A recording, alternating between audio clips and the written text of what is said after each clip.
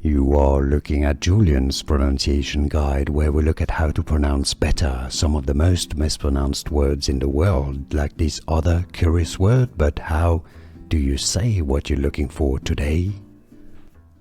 Let's learn once and for all how to pronounce this word correctly. I know the spelling makes it confusing, but it's actually pretty straightforward once you know. By the way, if you want to learn more confusing vocabulary in English, more correct pronunciation, stay tuned. Pronounced in British English as deity. Let's break it down. I wrote the phonetic spelling on your screen for you. D-A-T.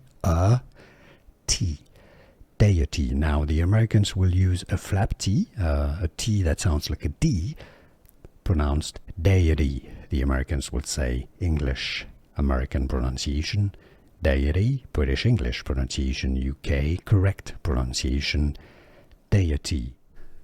Here are more videos on how to pronounce more confusing words and names too many mispronounced. Like this video if you found it useful. I appreciate your support. I'll see you soon and thanks for watching.